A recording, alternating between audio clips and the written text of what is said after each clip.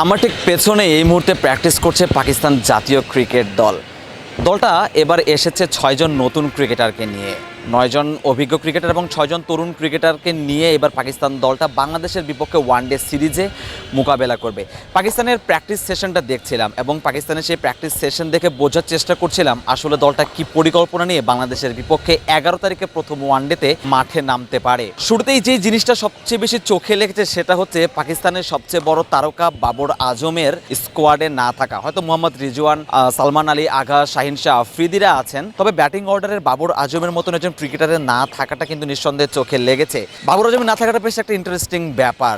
শাহিন শাহ আফ্রিদির সাথে বাবর আজমের একটা ক্ল্যাশের কথা শোনা যায়, যদিও দুই পক্ষের কেউই কখনো সেটা ওপেনলি স্বীকার করেন না, সবসময় বলেন দুজনের প্রতি দুজনের রেসপেক্ট আছে, তবে ব্যাপারটা কিন্তু ততটাও সহজ নয় যতটা মনে করা হয়। সবচেয়ে একটা উদাহরণ দেয়া যায়, টি-20 বিশ্বকাপে ভারতের বিপক্ষে যখন পাকিস্তান বিশাল রানের ব্যবধানে হারলো, তখন কিন্তু শাহিন শাহ আফ্রিদি বাবর আজমের স্লো ব্যাটিং অ্যাপ্রোচ নিয়ে কিন্তু কড়া সমালোচনা করেছিলেন, যে খবরটা কিন্তু মিডিয়াতে এসেছিল।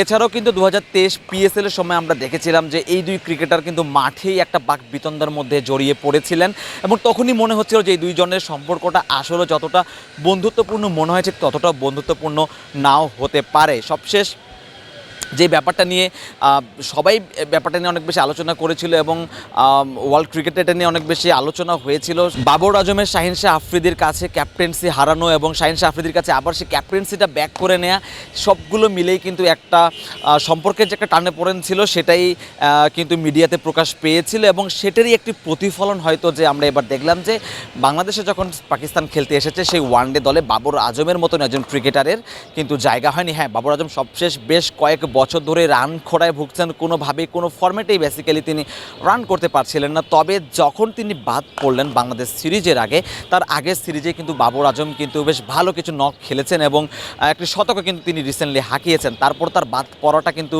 কিছুটা চোখে লেগেছে। তবে পাকিস্তানের কোচ এবং পাকিস্তানের ক্যাপ্টেন যে বার্তাটা দিয়েছেন যে তারা নতুন করে চিন্তা করছেন 2027 বিশ্বকাপকে সামনে রেখে তারা এগোতে চান, সেই লক্ষ্যেই তারা ঢেলে সাজাচ্ছেন সেই দলটাকে। সেই ঢেলে সাজানোর কিন্তু আমরা একটা নমুনা দেখেছি, 6 জন ক্রিকেটারকে তারা কিন্তু বাংলাদেশে নিয়ে এসেছেন যাদের কিন্তু এখনও ডেবু হয়নি, অভিষেক হয়নি। এমন 6 জনের মধ্যে সাহিবজাদা ফারহানের নামটা বলা যায়, যিনি কিন্তু এবার ওপেনিং করবেন।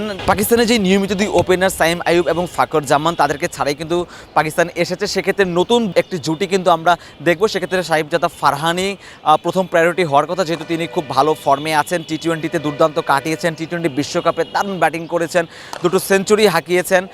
সেই সাহিবজাদা ফারহানি নিঃসন্দেহে ডেবু হতে যাচ্ছে। আজও লম্বা সময় কিন্তু দেখা গেছে ফারহানকে নেটে ব্যাট করতে। সেই সাথে যদি আমি আরেকজনের কথা বলি যে কিনা সাহিবজাদা ফারহানের ওপেনিং পার্টনার হতে পারতেন, শ্যামল হোসেন নামের একজন আছেন, যিনি কিন্তু ওপেনিং ব্যাটিং করে থাকেন এবং সবশেষ পাকিস্তান শাহিনসের হয়ে কিন্তু তিনি বেশ কিছু বছর ধরেই পারফর্ম করছেন। তরুণ ক্রিকেটার, তার উপরে ভরসা রাখছে 2027 বিশ্বকাপে চোখ করে জাতীয় দলের হয়ে তিনি কেমন করেন, বাংলাদেশের কন্ডিশনে তিনি কেমন করেন সেটা হয়তো পাকিস্তান ক্রিকেট বোর্ড একটু পরখ করে দেখতে চায়। এছাড়াও কিন্তু পাকিস্তান যে ক্রিকেটারদেরকে নিয়ে এসেছেন, নতুন একজন উইকেট কিপার ব্যাটার রয়েছেন মোহাম্মদ রিজওয়ান, নিঃসন্দেহে থাকবেন মিডল অর্ডারে, তিনিও নিশ্চয়ই উইকেট কিপিংটা করবেন। আজ আমরা দেখেছি মোহাম্মদ রিজওয়ান লম্বা সময় কিপিং প্র্যাকটিস করেছেন, তার পাশে দাঁড়িয়ে ঘনি নামের যেই নতুন ক্রিকেটারটা এসেছেন, যিনি কিনা ব্যাকআপ উইকেট কিপার হিসেবে থাকবেন এবং যিনি কিন্তু দুর্দান্ত ব্যাটিংও করে থাকেন, বেশ হার্ড হিটার একজন ব্যাটসম্যান, লম্বা শট খেলতে পারে, সেই মোহাম্মদ ঘাজি ঘড়ি কিন্তু স্কোয়াডে আছেন। সেই সাথে কিন্তু ফয়সাল আকরাম নামে রিস্ট স্পিনার, যার ইতিমধ্যে কিন্তু ডেবু হয়ে গেছে পাকিস্তানের হয়ে, তাকে আজ আমরা দেখেছি লম্বা সময়ে বোলিং করতে। মাস সাদাকাত কিন্তু আছেন, যিনি কিন্তু ব্যাটিংটাও খুব ভালো করেন এবং স্পিনটাও খুব ভালো করেন, সবশেষ বিপিএলের নোয়াখালী এক্সপ্রেসের হয়ে খেলেছেন।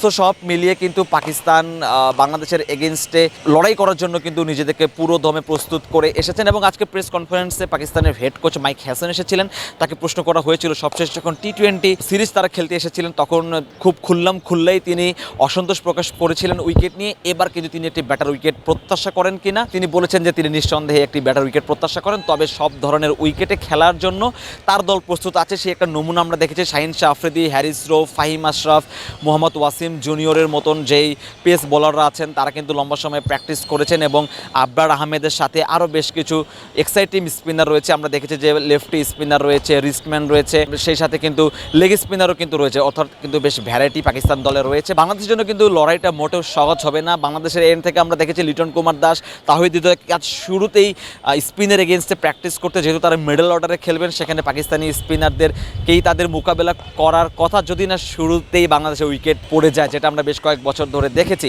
সো 11 তারিখে প্রথম ওয়ানডে অনুষ্ঠিত হবে, খুব এক্সাইটিং একটা ম্যাচ প্রত্যাশা করছি এবং পাকিস্তানের বিপক্ষে বাংলাদেশ কেমন করে সেটা একটি দেখার বিষয়। যেহেতু 2027 বিশ্বকাপে সরাসরি খেলার জন্য বাংলাদেশের জন্য এই সিরিজটা ইম্পর্ট্যান্ট, পাকিস্তানও ছেড়ে কথা বলবে না, খুব ভালো শেয়ানে একটা লড়াইয়ের প্রত্যাশাই করছি।